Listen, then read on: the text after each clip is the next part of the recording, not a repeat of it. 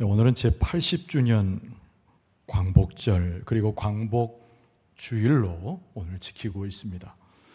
오늘은 성경 본문이 구약과 신약 각각 한 곳으로 두 개를 이루었는데요. 신명기 30장 15절 이하와 에베소 5장 1절 이하의 말씀입니다.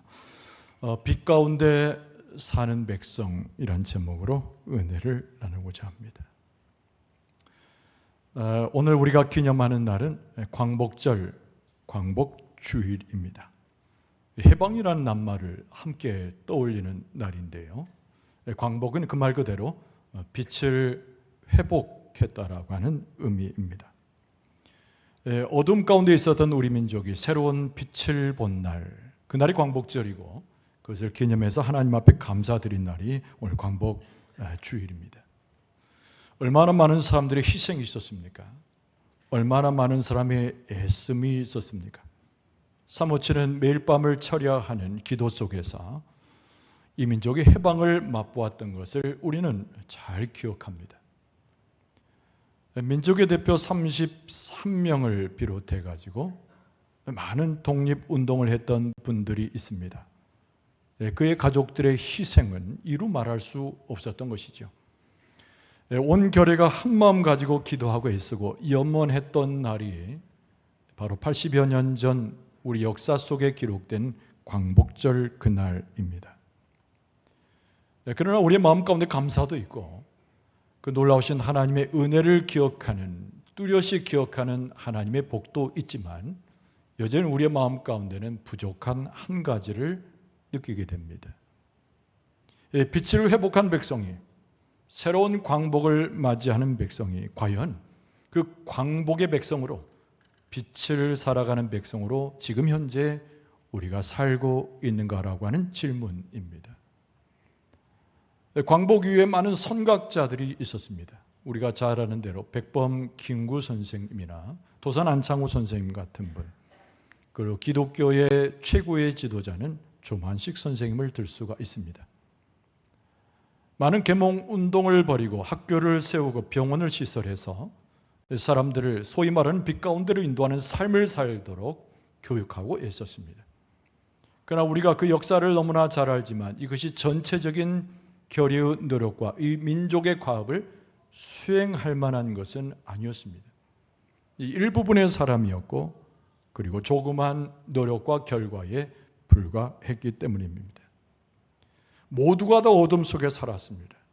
모두가 다 빛을 염원했습니다. 하나님께서는 이 백성 가운데 빛을 주시는 광복을 허락하셨습니다. 그럼에도 우리는 광복을 맞이하는 백성으로 온전히 살고 있는가? 이 질문을 계속 우리에게 던져보게 됩니다.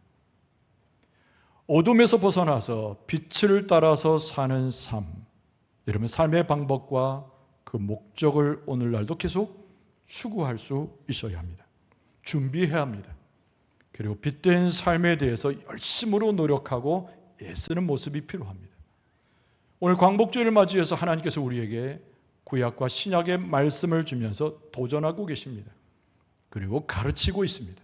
복된 하나님의 백성으로 어떻게 살 것인가라고 하는 이 대단한 이 질문 앞에서 하나님은 그 답변을 우리에게 주고 계십니다. 여러분 구약 성경에 오늘 본문은 신명기 30장 15절 이하의 말씀입니다. 첫 번째 주제가 하나님의 말씀의 빛 아래서 살아야 하는 하나님의 백성에 대한 하나님의 엄연한 교훈의 말씀이 오늘 말씀입니다. 여러분 신명기 30장은 우리에게 촉구합니다. 무엇을 촉구한가요? 하나님의 율법을 지키고 살라는 말씀으로 우리를 강권적으로 권면합니다. 오늘 본문의 말씀 중에 15절과 16절을 다시 읽어드리면 보라 내가 오늘 생명과 복과 사망과 화를 내 앞에 두었나니 곧 내가 오늘 내게 명령하여 네 하나님 여호와를 사랑하고 그 모든 길로 행하며 그의 명령과 규례와 법도를 지키라 하는 것이라. 그리하면 네가 생존하며 번성할 것이요 또 네 하나님 여호와께서 네가 가서 차지할 땅에서 내게 복을 주실 것임이라. 그러니까 여러분 고대 이스라엘 백성은 어떤 처지에 있었습니까? 우리가 너무나 잘 알지만은 애굽이라고 하는 나라의 압제 아래 430년 동안 종살이했던 이스라엘의 과거가 있었습니다. 그러나 하나님은 이스라엘을 잊지 않으셨습니다. 하나님의 언약 가운데 그 백성의 구원을 원하셨던 하나님께서 모세를 보내셨고 그들이 그토록 염원하고 기도했던 해방을 맛보게 되었습니다. 그러나 이스라엘에게 있어서 이것만이 족한 것이 아니었습니다. 그들의 선조들이 살았던 가나안 땅으로 그들은 새로운 나라를 건설하기 위해서 무려 40년에 거쳐서 광야를 지나 대이동을 하게 됩니다. 하나님께서 그들 가운데 복을 주셨는데 그 복이 다른 것이 아닌 하나님의 말씀인 계명을 그 광야의 40년 동안 이스라엘 백성이 그 계명을 이해하도록 받도록 하나님께서 역사하셨습니다. 하나님께서 이스라엘 백성들에게 율법을 주신 이유가 무엇일까요? 여러분, 성경은 답변하기를 하나님 여호와를 경외해서 항상 하나님의 복을 누리게 함이라고 가르쳐 주었습니다. 오늘 본문의 말씀 16절 하반절에도 네 하나님 여호와께서 네가 가서 차지할 땅에서 내게 복을 주실 것임이라. 해방도 귀하고 그들의 출애굽한 역사도 위대한 것이지만은 하나님 보시기에는 하나님이 허락한 그 땅에 들어가서 하나님의 참된 백성으로 빛된 삶을 살아가는 것이 훨씬 중요함을 하나님께서 강조하신 것입니다. 여기에 하나님께서 이스라엘 백성을 가르치실 때 율법을 그들에게 내리시고 율법을 지킬 것을 말씀하셨음을 오늘을 사는 우리도 기억할 필요가 있습니다. 어떤 사람은 율법의 이야기를 들으면 매우 불편해하는 사람들이 꽤 많이 있습니다. 율법이라고 하는 것이 나를 제어하는 것 아니냐, 내 자유를 한계 지어져서 나로 하여금 내가 원하는 삶을 살지 못하도록 방해하는 것이 율법 아니냐, 오해를 가진 자들이 의외로 많습니다. 그러나 성경을 바로 보고 하나님께서 이스라엘 백성을 세우기 원하여 그들에게 율법을 주셨다고 하는 것에 착안하여 율법을 자세히 보면 율법이라고 하는 것은 우리의 자유를 제한하거나 우리의 삶을 억누려고 하는 목적이 아니라 한 사람을 하나님의 백성으로 세워가고 그가 참된 하나님의 백성으로 살아가도록, 그리고 더 나아가서 한 나라가 세워질 때에 그 나라가 하나님의 공의와 정의에 의해서 온전하게 세워지길 원하는 하나님의 말씀이 담겨져 있는 것이 율법이라고 하는 것을 알게 됩니다. 율법을 통해서 하나님의 백성은 어떤 자이며 그 백성은 어떻게 행함으로 삶이 형통하며 그 나라가 어떻게 세워지는가를 알 수 있는 시금석 같은 것이 하나님께서 이스라엘 백성에게 또 오늘 우리를 깨우치고 있는 하나님의 율법이라는 겁니다. 여러분이 성경에서 율법의 이야기를 많이 듣습니다. 그런데 율법의 근간을 이루는 첫 번째 의미가 무엇일까요? 여러분, 하나님의 공의 그리고 하나님의 정의가 율법 속에 담겨 있었음을 우리는 깨달아야 합니다. 여러분, 애굽에서 430년의 종살이를 했습니다. 모두가 고난당했지만 광야를 지날 때 차등이 생기기 시작했어요. 제사장의 무리와 권력을 가진 자와 그렇지 못한 자들로 양분되기 시작했던 것이죠. 그러나 하나님께서는 율법을 허락하심으로 그들로 하여금 소위 말해서 약자를 보호하는 법을 율법의 최고의 모법으로 삼으셨습니다. 소외된 사람, 가난해진 사람, 권력이 없어 시달리는 사람, 그들을 보호하고자 하는 것이 율법의 첫 번째 되는 목적이었다는 것을 우리는 기억할 필요가 있습니다.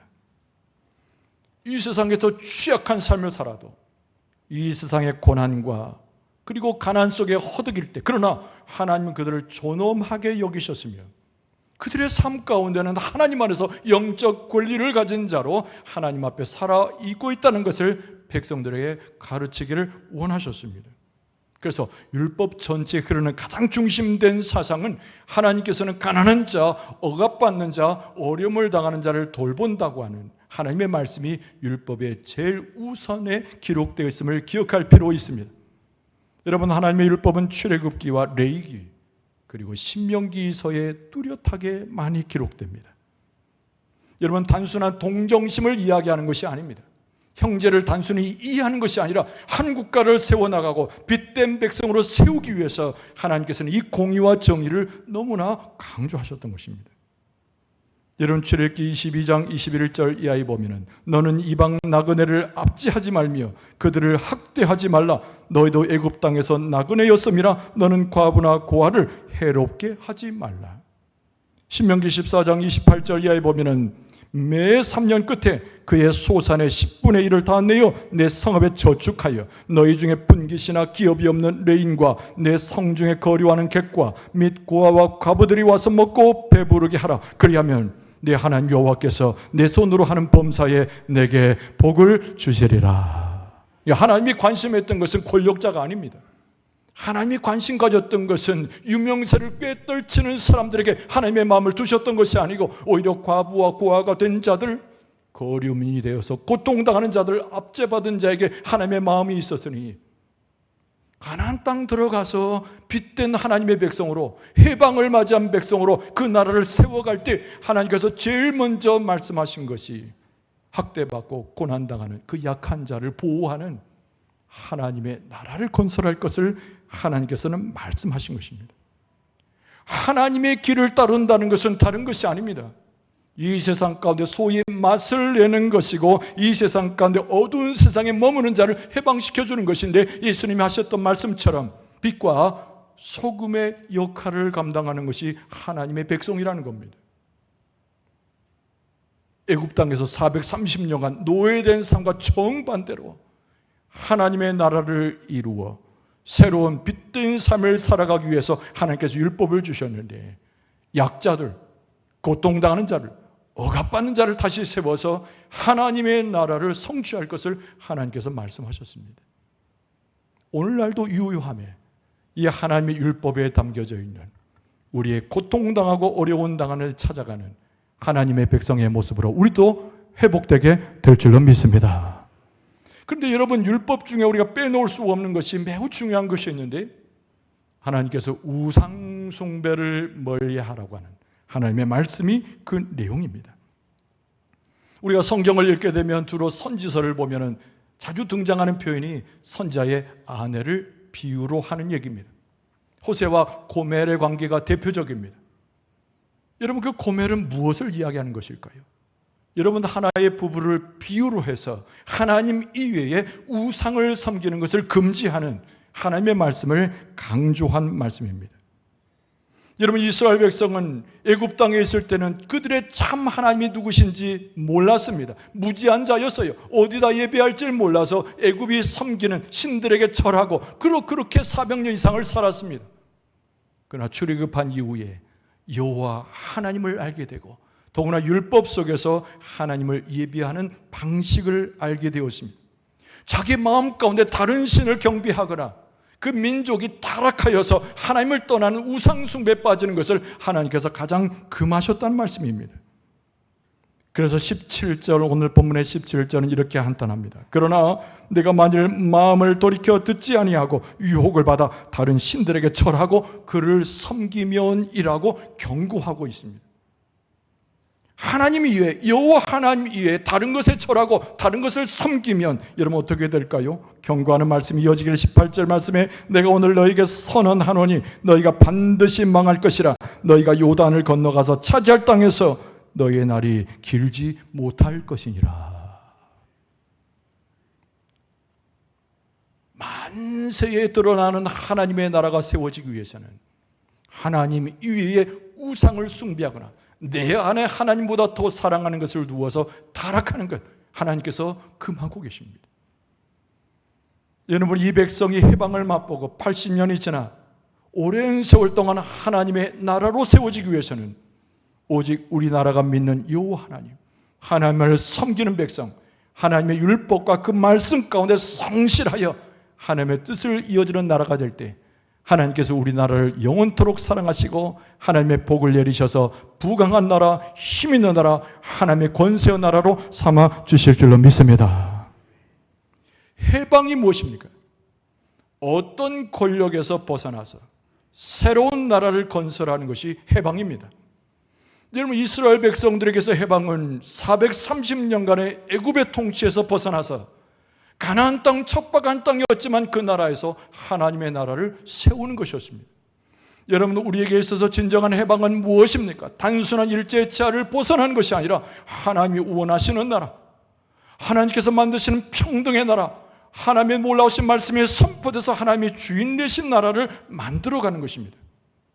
하나님께서 우리로 하여금 빛된 하나님의 백성으로 삼으시고 광복을 성취하는 나라로 우리 백성을 인도하실 때 하나님을 섬기고 가나안 땅에 하나님의 영화를 누렸던 이스라엘 백성들처럼 우리를 그렇게 하나님의 백성으로 민족으로 삼아 주실 줄로 믿습니다. 오늘 본문의 말씀의 신약성경은 에베소서 5장 1절 이하의 말씀입니다. 두 번째 주제가 그리스도 안에서 해방의 삶을 살아가는 것입니다. 여러분 따라서 합시다. 예수 그리스도 안에서 진정한 해방의 삶을 삽니다. 우리는 예수 그리스도 앞에 구원받은 백성이잖아요. 구원받은 자, 자기 자신을 그렇게 표현합니다. 도대체 그 말이 무슨 뜻입니까? 사망의 그늘 아래 놓여져 있었지만은 그 사망으로부터 해방받아서 하나님께로 옮겨진 사람이라고 하는 뜻입니다. 오늘 광복절과 뜻이 똑같습니다. 어둠에 머물러 있었습니다. 이 민족이 살 길을 찾지 못했습니다. 근데 어둠을 밀려나게 하고 물리치신 분이 참 빛이신 예수 그리스도이세요. 한 사람 한 사람을 구원하셨을 뿐만 아니라 이 백성을 구원의 자리에 내어주셔서 광복, 빛을 회복해 하신 분이 예수 그리스도입니다. 예수 그리스도를 통해서 우리는 하나님의 자녀가 되고 하나님의 권세와 그 능력으로 살아가는 하나님의 백성들이 되어졌습니다. 우리는 어떤 삶을 삽니까? 빛의 자녀들처럼 살아야 합니다. 여러분, 사도 바울이 에베소 교회에 편지했습니다. 그것이 아까 우리가 같이 읽은 에베소서 본문인데요. 여러분, 에베소 5장 1절은 이렇게 시작하고 있습니다. 그러므로 사랑을 받는 자녀같이 너희는 하나님을 본받는 자가 되고, 이 말입니다. 사도 바울이 언급하기를 빛의 자녀로 구원받은 자의 삶으로 하나님의 영생을 누리는 자로 출발을 할 때 반드시 기억해야 할 것이 1절에 명시되고 있는데, 우리는 하나님의 자녀된 자들로 하나님을 본받는 자가 되라, 이 말씀을 주고 있습니다. 하나님의 자녀들의 가장 큰 목표가 어디에 있습니까? 우리 아버지의 하나님을 쫓아가는 것입니다. 여러분, 자녀가 부모의 삶을 따라가는 것은 너무 자연스러운 것입니다. 근데 우리가 하나님을 아버지로 삼아서 하나님의 자녀된 자로 살아가는 것, 그렇게 행동하고 삶을 꾸려가는 것, 하나님께서 그리스도를 통하여 우리를 이끄시는 징표요 하나의 복이 되는 줄로 믿습니다. 그런데 여러분, 하나님을 본받으라고 사도 바울이 에베소 교인들에게 오늘 살아가는 우리에게 권면합니다. 도대체 하나님이 무엇을 우리가 본받아야 할까요?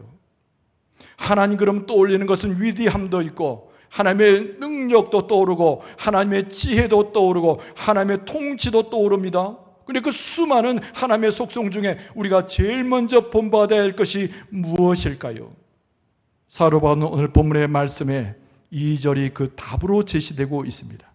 그리스도께서 너희를 사랑하신 것 같이 너희도 사랑 가운데서 행하라. 그는 우리를 위하여 자신을 버리사 향기로운 제물과 희생 제물로 하나님께 드리셨느니라. 사랑이라는 거예요. 그런데 오늘 우리 성경 속에서 사랑이라는 낱말을 발견하면 절대 오해해서는 안 됩니다. 인간적 사랑이 아니기 때문에 그렇습니다. 눈으로 그리는 사랑이 아닙니다. 입술로 그냥 허망하게 이야기하는 사랑이 아니라 예수 그리스도의 십자가의 사랑을 의미하는 것입니다.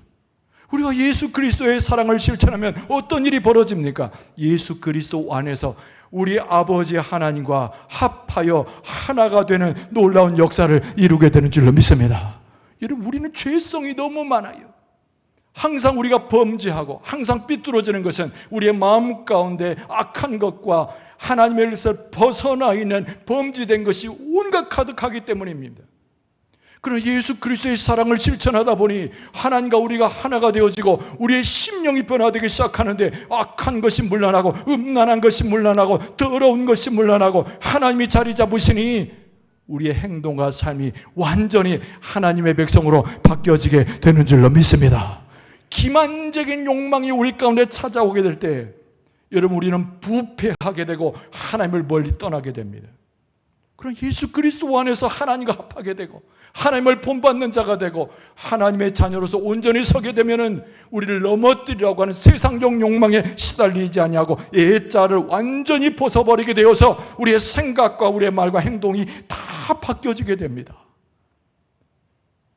빛된 하나님의 자녀로 나라를 세워가고 빛된 하나님의 자녀로 변화되기 위해서는 하나님을 본받는 것인데 그 사랑 속에 깊이 들어가 우리의 본질과 우리의 심령과 모든 삶이 변화되어서 예수 그리스도께서 이루고자 원하셨던 그 참된 나라를 이루는 출발이 되게 할 줄로 믿습니다. 오늘 사도 바울은 에베소 교인들에게 덧붙여서 무엇을 고면하면 모든 악을 피해야 된다고 말씀합니다. 에베소 5장에 특별히 3절과 4절을 볼 필요가 있는데 먼저 3절을 보면 음행과 온갖 더러운 것과 탐욕은 너희 중에서 그 이름조차도 부르지 말라. 이는 성도에게 마땅한 바니라 라고 말씀합니다. 우리 마음에 있는 가장 더러운 것 세 가지를 명명하는 것이죠. 첫째는 음행이고 두 번째는 온갖 더러운 것이고 세 번째는 탐욕이라고 그랬습니다. 그리스도인의 삶과는 전혀 다른 우리 인간의 본질을 표현하는 것입니다. 하나님의 자녀가 되어서 하나님의 뜻대로 살려고 할 때 이것들이 우리 안에 자리하면 안 된다고 하는 것을 사도 바울이 강조하고 있는 것입니다. 이 모든 것들은 죄라고 명명하면서 우리 안에 온갖 더러운 것, 음행, 탐욕, 아예 상대를 하지 말라. 이름조차 부르지 말라. 이건 그리스도인으로서 하나님의 백성으로 온당치 않음을 우리에게 말씀합니다. 우리는 세상의 욕심을 따라 탐욕을 따라 더러운 것을 따라 우리의 삶을 살 이유가 없습니다. 우리는 영적인 해방을 맛보았을 뿐만 아니라 우리의 민족의 역사 속에서 온전한 해방을 맛본 백성들입니다.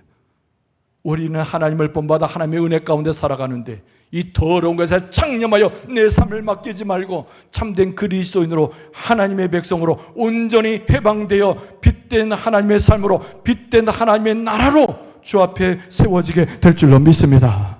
여러분 4절 말씀 보면 누추함과 어리석은 말이나 희롱의 말이 마땅치 아니하니 오히려 감사하는 말을 하라 이렇게 말씀합니다. 여러분 사도 바울은 말합니다. 우리의 행동과 말에 더러움이 있을 경우는 매우 주의할 것을 권고하는 말씀입니다. 우리의 입술로부터 나오는 모든 더러운 말이 우리의 삶을 더럽게 만듭니다. 우리의 걸어가는 길을 망가뜨립니다. 우리의 공동체를 부서지게 합니다. 온갖 조잡한 말들, 온갖 더러운 말들, 더러운 유머, 어리석은 행동, 이 모든 것들이 바로 4절에 표현되고 있는 누추함, 어리석은 희롱의 말, 이런 곳에서 나오는 것이 사도 바울은 권고하기를 우리가 하나님 앞에 주의 백성 빛된 자녀는 오로지 감사하는 말을 하라고 권고하고 있습니다. 하나님 앞에 감사해야 될 줄로 믿습니다.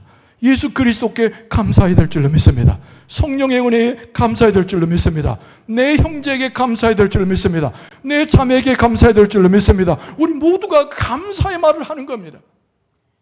여러분 우리가 어떤 말을 하고자 할 때 내가 저 형제에게 자매에게 은혜가 되는 말을 하고 있는가 잠깐 점검해 봐야 됩니다. 그리스도의 은혜로 하는 말이 아니거든 멈춰야 합니다.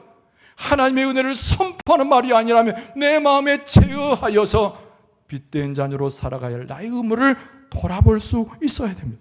그래서 오늘 6절 말씀에 누구든지 헛된 말로 너희를 속이지 못하게 하라 이렇게 말씀합니다. 우리의 용솟음치는 우리의 마음에서 나오는 악한 말과 더러운 말과 음탕한 모든 말은 다 헛된 것이니 그것이 우리를 속여서 우리를 넘어지게 하고 하나님의 나라 건설하는데 파괴적으로 그것이 요소가 되지 않도록 주의하라고 하는 말씀이 오늘 본문의 말씀입니다. 하나님을 본받으라고 말씀합니다. 그리스도의 사랑을 깨달으라고 말씀합니다. 그리스도께서 우리를 위해서 다 내어주셨듯이 내 형제 자매를 위해서 나 자신도 내어주라고 말씀합니다. 이스라엘 백성들이 후손들에게 하나님의 말씀을 가르쳤듯이 이 말씀을 후손들에게 가르쳐서 경계를 삼아 하나님의 백성으로 거듭날 것을 성경은 우리에게 권면하고 있습니다. 광복 80주년이 되었습니다. 근데 빛 가운데 살아가는 사람이 도대체 몇이나 있습니까?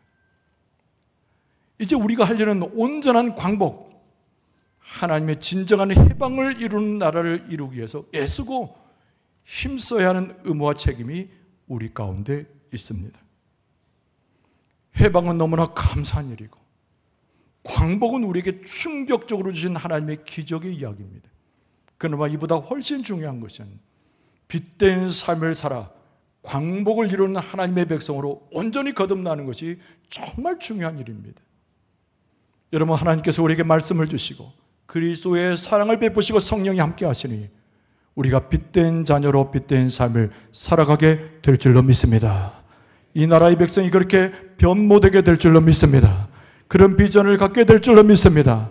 하나님의 말씀을 따라 그리스도의 십자가를 의지해서 성령의 능력을 통하여 변화되는 삶, 빛된 삶, 그리고 빛된 하나님의 광복의 나라를 이루어 갈 수 있는 여러분과 저의 모습 되어줄 수 있기를 주의 이름으로 축원합니다.